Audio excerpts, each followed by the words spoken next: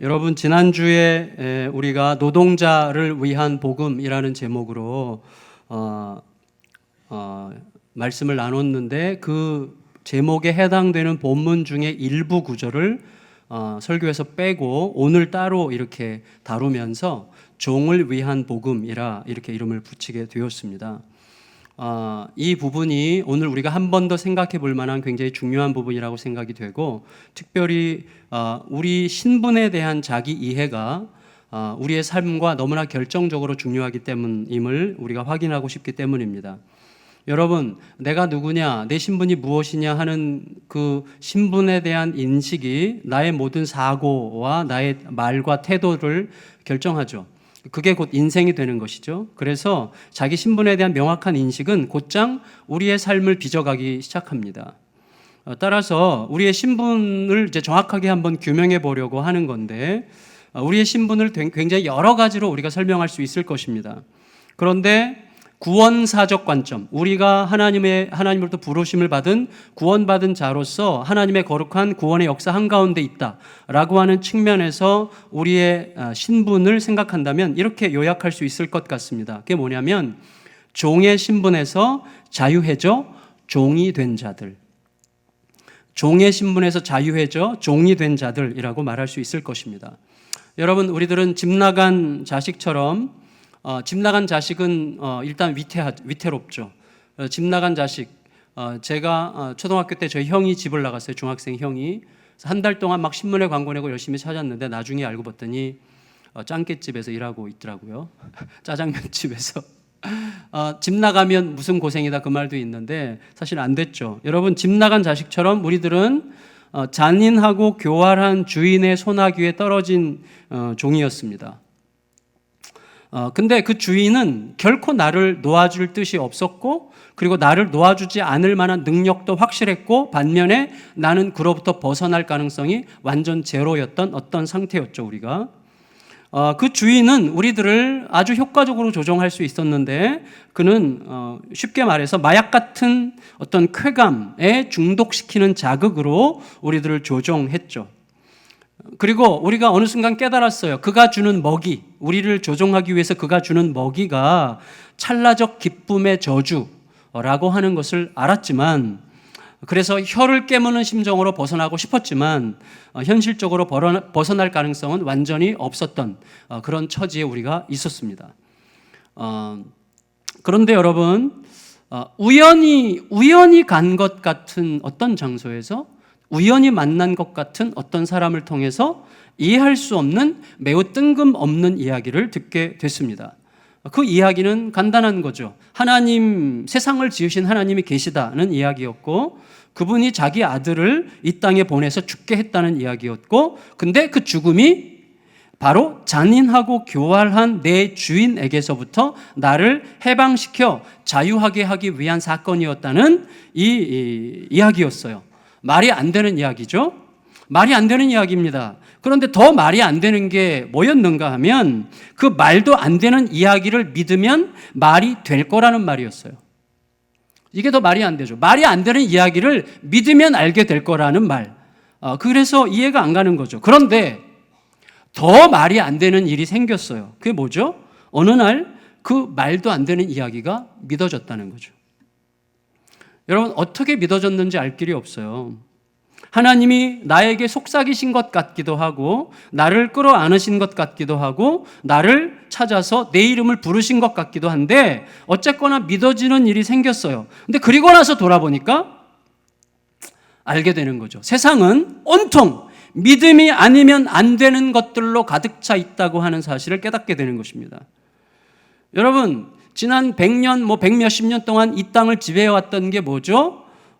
내가 경험한 것만 믿을 수 있고, 과학적으로 객관적으로 증거된 것만 믿을 수 있다는 이성주의가 꽉 차게 지배해왔죠, 세상을.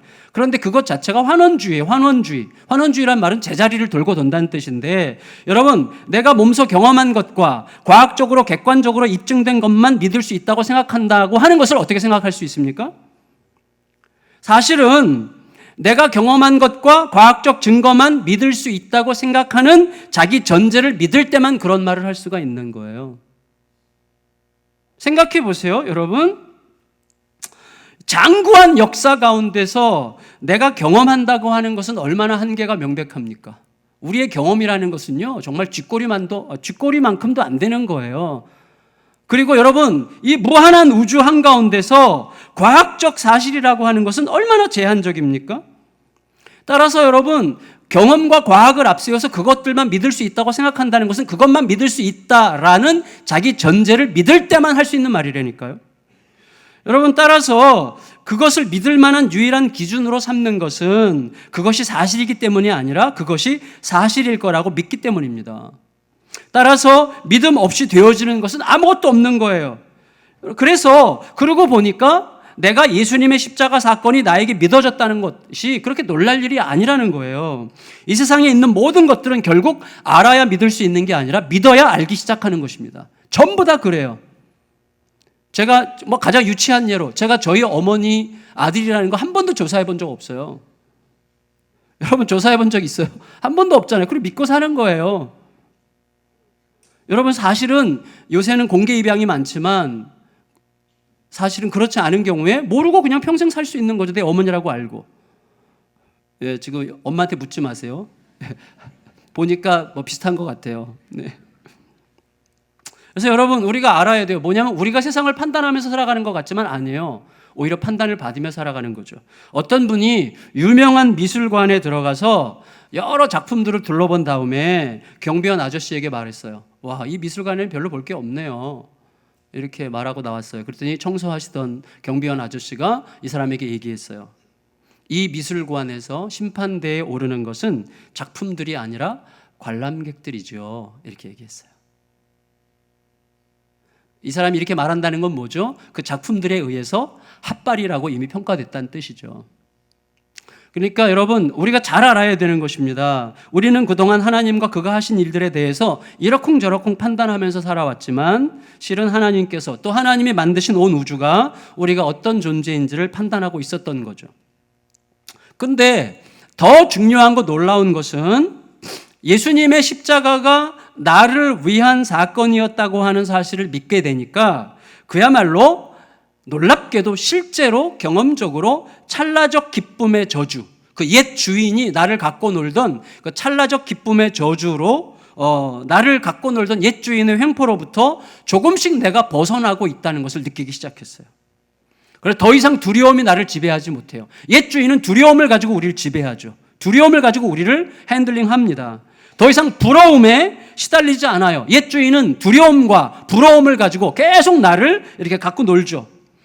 내가 더 이상 내 존재를 증명하기 위해서 안달할 필요가 없다는 것을 알게 됐어요. 예수님으로 배부르니까 자유와 만족과 기쁨과 평화가 왔어요. 여러분, 지금까지 얘기한 이 모든 것도 전부 제 이야기인데, 그러고 나니까 생각하게 되는 거예요. 뭘 생각하는가 하면 대체 내가 뭐라고? 대체 나 같은 게 뭔데 예수님은 나한테 이런 자유와 평화를 주시기 위해서 그렇게 어마어마한 희생을 감수하셨는가? 그런 생각을 할 수밖에 없는 것입니다. 그에 따라서 이제 내가 선택할 수 있는 길은 하나밖에 없어요. 나를 자유케 하신 그 새 주인의 뜻을 따라 자유를 만끽하되 나를 자유케 하신 그분의 사랑과 은혜에 스스로 매일 수밖에 없어요. 그 사랑과 은혜가 나를 살게 했기 때문에 그 사랑과 은혜에 매일 수밖에 없는 거죠. 너무나 감격스러워서 스스로 그분의 종이 되기로 작정하는 것입니다. 그분의 사랑과 은혜가 가져다주는 끌어오르는 기쁨의 힘으로 살기로 결정하는 것이죠. 여러분, 내가 누군가에게 엄청난 사랑에 빠지면 스스로 그에게 매이고 싶죠. 그에게 구속당하고 싶죠. 행복한 구속이죠. 그래서 저는 종의 신분에서 자유해져 종이 된 자라는 매우 이상하지만 놀라운 신분을 가지게 됐어요. 그리고 실제로 거기에서 저는 날마다 신비한 자유와 풍성함을 맛보게 되는 것이죠. 물론 가끔 넘어지고 쓰러지지만 그러나 다시 벌떡 일어나게 하십니다. 그런데 여러분, 저는 여전히 가끔씩 옛 주인 아래에서 먹었던 그 찰나적인 기쁨을 그리워합니다. 그게 저주라는 걸 뻔히 알면서도 허용할수록 무기력해지는, 허용할수록 노예가 되는 그 저주를 여전히 목말라 할 때가 종종 있죠. 그 저주는 뭐예요? 저주의 핵심은 내가 스스로 세상의 주인인 듯 느끼게 하는 그런 방식으로 우리를 지배하죠. 그리고 그런 방식을 효과적으로 쓰기 위해서 여러 매개물들을 쓰죠. 재물, 돈만 많으면 내가 세상의 주인 노릇할 것 같은 착각을 불러일으키게 되죠. 성적인 욕구, 보다 더 많은 성적인 과시와 성적인 성취를 하면 내가 세상의 주인이 되는 것 같은 착각을 하게 하죠. 술, 공명심, 여러 가지 것들로 우리들을 사로잡은 다음에는 어떻게 하죠? 우리를 죽음에 던지는 방식이죠. 로마서 6장에서 하신 말씀 그대로죠. 죄가 우리를 부려먹고 나서 잘했다고 칭찬하면서 우리에게 월급 봉투를 주는데 월급 봉투를 열어보니까 사망이더라 이거죠. 죄의 삭슨 사망이요. 그런데 여러분, 새 주인은 달라요. 새 주인이신 예수님은 어떻게 해요? 당장 결핍과 고통이 있을지라도 그 고통과 결핍을 피하게 하지 않으시죠. 고통과 결핍을 뚫고 아름답고 자유로운 삶을 선물하는 방식으로 우리에게 생명을 주고 우리를 보살피고 자라게 하십니다. 우리에게 다가오는 고통과 결핍이 괴롭고 피하고 싶은 것이지만 그러나 그것을 통과해서만 볼 수 있는 어마어마한 은혜의 자리로 우리들을 초대하고 계시는 것이죠. 마치 무엇과 같아요? 누구와 같아요? 가장 확실하고 믿을 만한 치과 의사 비슷하죠.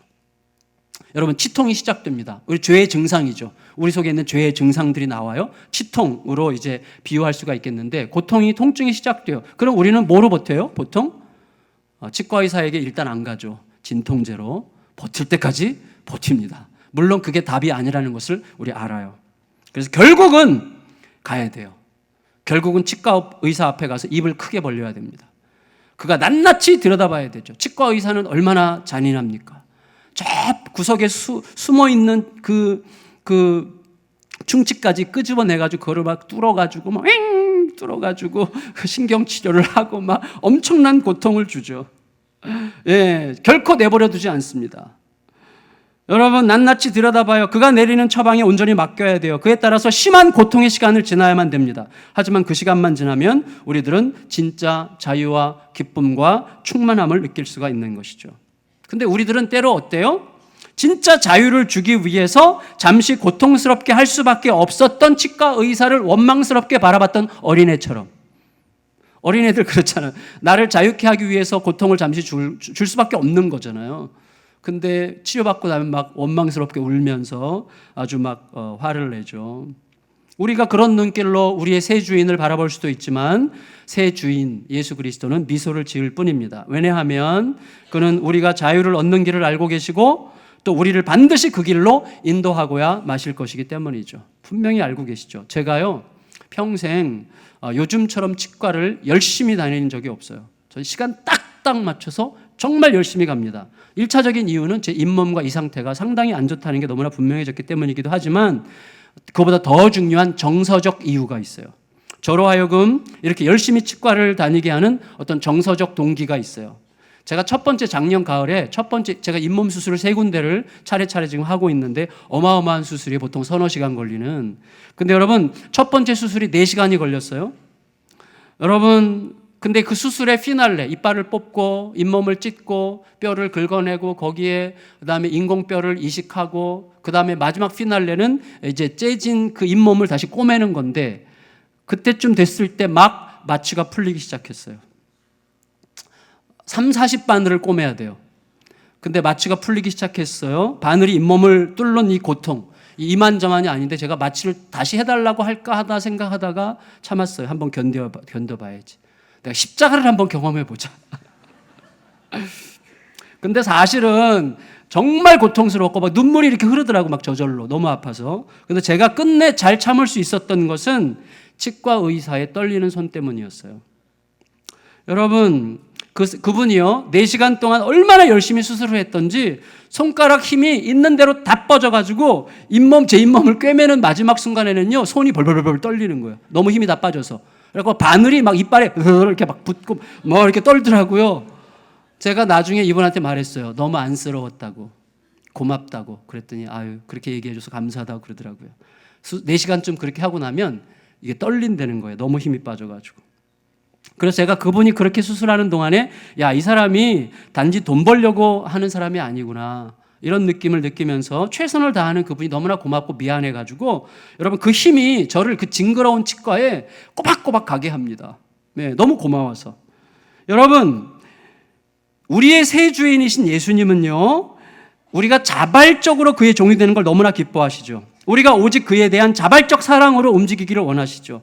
그는 우리를 조종하지 않으십니다. 오직 나를 위한 사랑의 그 진실과 기품 안으로 기쁘게 스스로 걸어 들어가서 내가 스스로 그를 사랑하기를 원하시죠.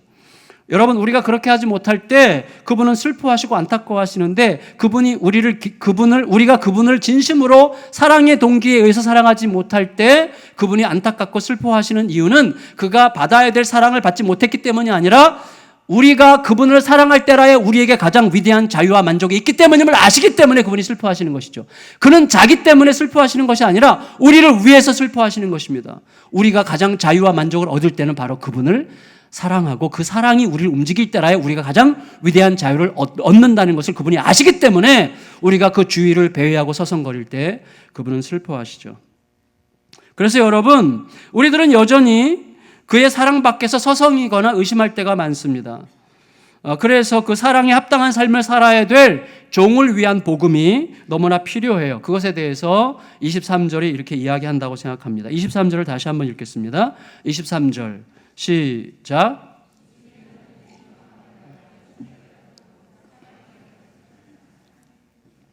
여러분, 자, 무슨 일을 하든지 죽게 하듯 하고 사람에게 하듯 하지 말라 그랬어요. 무슨 일을 하든지 마음을 다해 죽게 하듯 하라. 그 말은 뭐예요?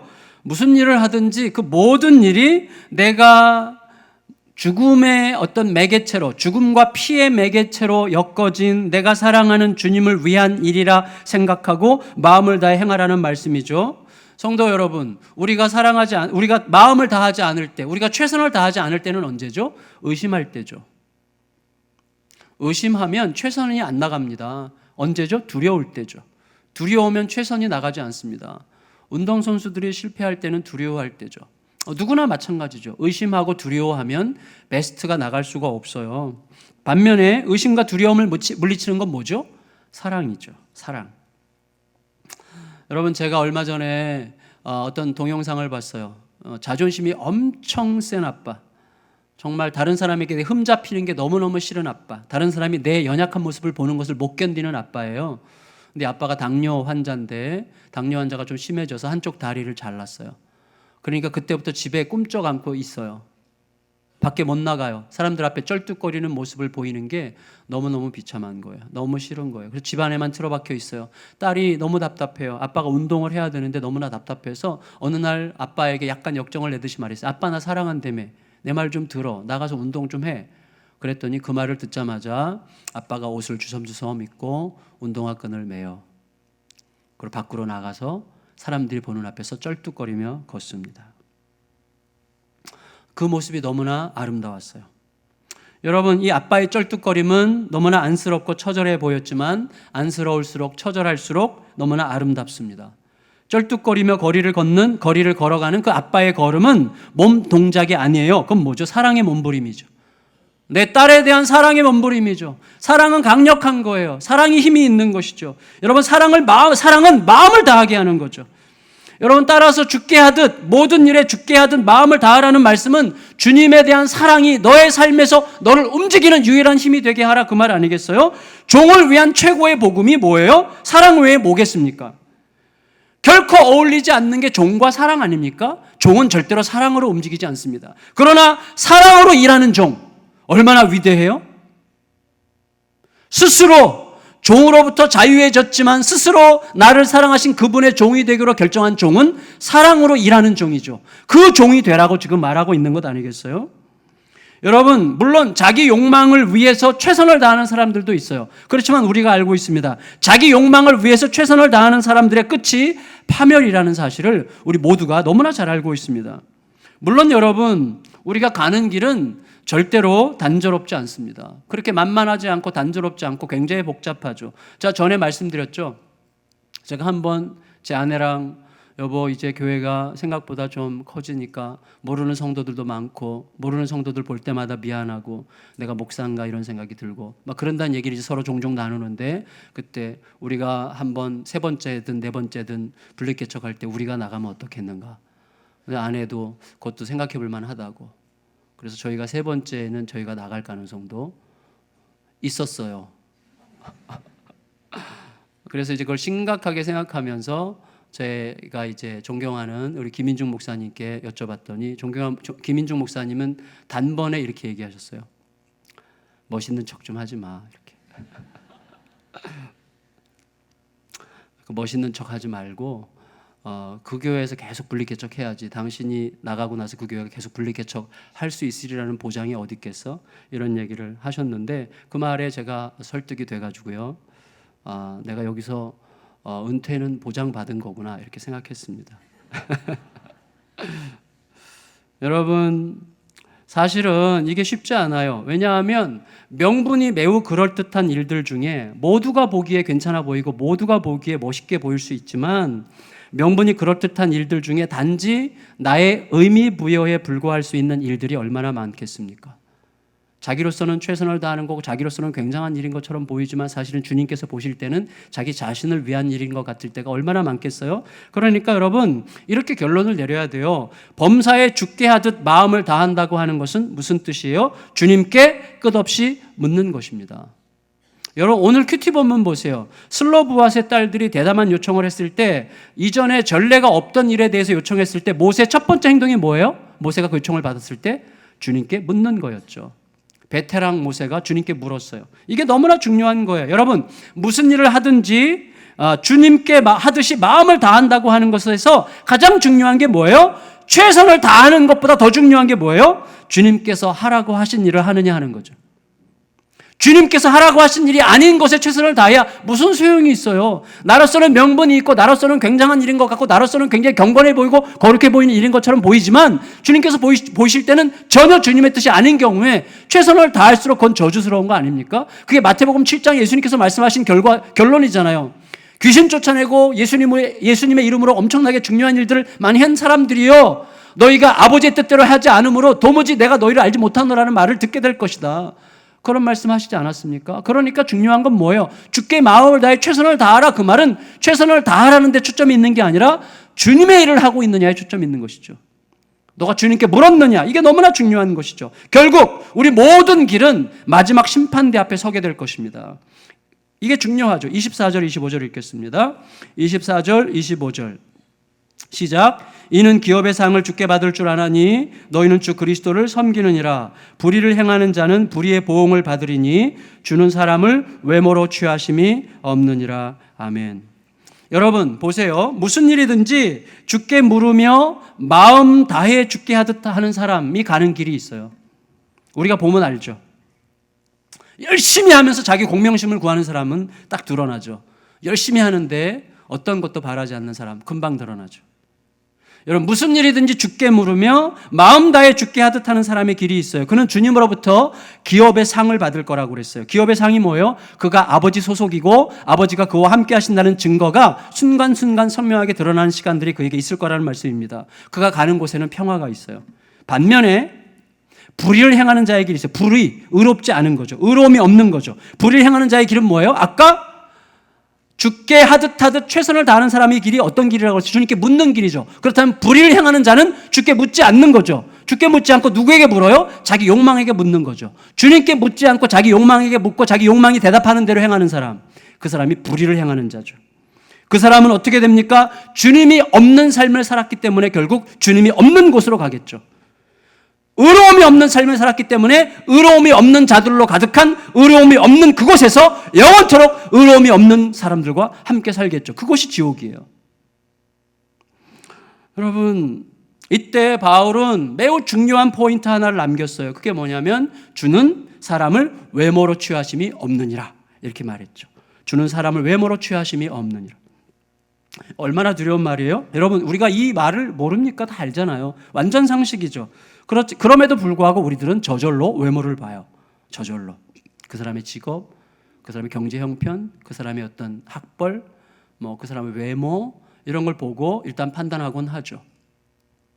우리 늘 회개해야 되는 부분인데 하나님은 중심을 보십니다. 다시 말하면 이런 거예요. 여러분 가장 경건해 보이는 사람이 가장 음란한 경우들이 온 세상에 널려 있습니다. 정말로 그래요. 가장 예의 바르게 보이는 사람이 그 속에 얼마나 많은 분노와 살기를 품고 있는지를 우리가 알게 된다면 깜짝 놀라게 될 것입니다. 따라서 여러분, 결국 우리들은 제대로 알 길이 없어요. 안다고 생각하는 것을 빨리빨리 내려놓아야 됩니다. 우린 잘 몰라요. 주님께 물을 뿐이에요. 따라서 결국 모든 것을 가르시는 주님의 심판이 있어야 돼요. 결국 모든 것을 꿰뚫어 보시는 주님의 심판이 있어야만 됩니다. 사실 여러분, 심판하시는 하나님이라는 주제는 얼마나 매력 없는 주제입니까? 심판하시는 하나님, 우리가 별로 그렇게 반가워하지 않잖아요. 우리는 심판하시는 하나님을 그렇게 반기지 않습니다. 하지만 여러분, 심판하시는 하나님이 필요하다는 것은 알죠. 잔인한 범죄자를 볼 때 어떻습니까? 그때도 우리들은 사랑의 하나님을 원합니까? 심판하실 수 있는 하나님을 원하십니까? 뻔하잖아요, 우리들은. 그런 의미에서 우리들은 굉장히 자기중심적이죠. 심판하시는 하나님을 원치 않지만 사실은 심판하시는 하나님이 있어야만 된다고 생각하죠. 근데 그 심판하신 하나님 앞에 서야 될 자는 나는 아니라고 생각하는 것이죠. 그만큼 우리들은 자기중심적입니다. 근데 여러분, 우리가 알아야 될 게 있어요. 하나님의 심판과 사랑은 같은 거란 말이죠. 이건 제 말이 아니라 마틴 로이 존스 목사님이 이런 얘기를 했어요. 여러분, 하나님은 우리를 사랑하십니다. 하나님께서 우리를 사랑하시는 이유가 무엇입니까? 선하시기 때문입니다. 그러면 하나님께서 우리와 세상을 심판하시는 이유가 무엇입니까? 하나님이 선하시기 때문입니다. 그렇게 얘기했어요. 선하시기 때문에 심판하시는 거예요. 여러분, 옳고 그름의 구분이 없는 분은 선하신 분일 수가 없죠. 누군가를 사랑하는 사람은요, 누구든지 때로 큰 분노에 가득 찰 때가 옵니다. 너무나 사랑하는 사람이 분노에 가득 찰 때가 오죠. 그건 뭐예요? 그렇게 사랑함에도 불구하고 분노하는 게 아니라 그렇게 사랑하기 때문에 분노하는 거죠. 여러분, 그래서 어떤 작가는 이런 말을 했어요. 하나님의 분노는 고약한 성질의 폭발이 아니라 자신이 모든 것을 걸고 사랑하는 인류를 좀 먹는 암에 대한 차분한 저항이다 그랬어요. 하나님이 너무나 사랑하시는 모든 사람들을 암으로 죽이려고 하는 모든 악함에 대한 차분한 저항이 하나님의 분노라, 이렇게 이야기했습니다. 말씀을 정리할게요. 여러분, 이런 하나님의 심판의 이야기에도 불구하고 우리에게 중요한 건 뭐예요? 우리를 움직이는 힘은 심판에 대한 두려움이 아니라 예수 그리스도의 은총의 치명적 위대함이라는 것을 우리가 알고 있습니다. 하나님의 은혜를 깨닫는 사람은요, 그 은혜가 자신을 행복하게 구속하기 시작했다는 것을 알게 되죠. 뭐 어떤 가수 노래 중에 행복한 구속이라는 노래도 있잖아요. 아세요? 예, 저도 좋아하는데 우리가 다 알고 있어요. 여러분, 사랑이 찾아왔어요. 우리에게. 내 사랑이 열렬히 상대를 사모합니다. 드디어 상대방으로부터도 나도 너를 사랑해 라는 고백을 듣게 됐어요. 와, 너무나 흥분되는 시간이죠. 그러면 어떻게 됩니까? 바로 그 순간부터 내 맘대로 삽니까? 잡은 물고기에는 미끼를 주지 않는다. 그래서 그때부터 내 맘대로 삽니까? 아니죠. 그때부터 그게 진짜 사랑이라면 그 사랑에 스스로 구속당하죠. 스스로 그 사랑에 내가 매이죠. 그래야 진짜 사랑이죠. 이제 상대방도 나를 사랑하는 거 내가 확인했으니까 이제 내 맘대로 살아야지. 그건 처음부터 그 사랑이 진짜 사랑이 아니었다는 것을 확실하게 보여주는 것뿐이죠. 여러분, 만일에 우리에게 하나님의 은혜로 인해서 이제는 더 이상 벌을 받게 될 가능성이 없다는 사실을 생각하면서 하나님에 대한 두려움도 다 없어지고 그에 따라 거룩하고 온전한 삶을 살겠다는 동기조차 사라진다면 그동안 내가 온전한 삶을 살기 위해서 조금이라도 노력했던 모든 시간들은 결국 두려움 때문이었을 뿐이라는 사실을 드러내는 것이죠. 동기가 하나님에 대한 진실한 사랑이 아니었어요. 그러므로 그는 아직 사랑에 들어가 본 적이 없는 거죠. 스스로 불행한 자라는 사실을 스스로 고발하고 있는 것입니다. 여러분, 우리가 너무나 잘 알고 있는 장발장, 레미제라블 장발장, 성직자의 값없는 용서와 자비를 통해서 하나님을 만났죠. 하나님의 사랑과 은총을 깊이 경험한 다음에 어떻게 했어요? 자기 인생 전체를 스스로 완전히 이타적인 삶에 구속시키기로 결정했죠.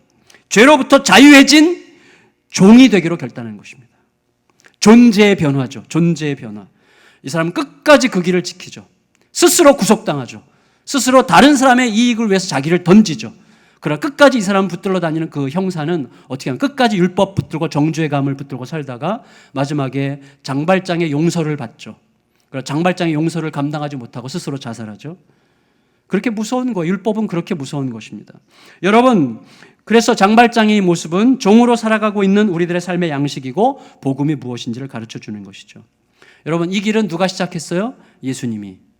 하나님의 아들 예수님이 처음 시작하신 그 길이죠. 만왕의 왕이 스스로 우리의 종이 되신 그 길. 그리하여 그 길에서 우리를 얻으셨어요. 그리고 그 길이 얼마나 영광스러운지를 보여주셨어요. 그래서 그 길의 혜택을 영원토록 누리게 된 우리 앞에 펼쳐진 무한히 아름다운 그 길을 가는 것이 바로 종을 위한 복음임을 우리를 위해서 가르쳐 주신 것이죠. 여러분, 쉽지 않은 것 같아요. 예, 쉽지 않죠. 왜? 우리는 자존심이 세죠. 자기중심성이 엄청나게 세죠. 내 필요가 훨씬 더 중요하죠. 이해받고 싶죠. 이해하기보다는. 인정받고 싶죠. 인정하기보다는. 내 입장을 더 관철시키고 싶죠. 상대방의 입장을 이해하기보다는. 그게 우리들이에요. 너무나 자기중심적이죠. 그러나 날마다 이 종의 복음을 기억함으로 말미암아 우리가 진짜 자유, 진짜 부요함, 진짜 샬롬, 진짜 하나님의 영광을 보게 되게 될 것입니다. 그게 세상을 지으신 하나님의 질서고 그 안에서 여러분 온갖 자유와 부요함을 하나님으로부터 선물 받으시게 되기를 예수님의 이름으로 축원합니다.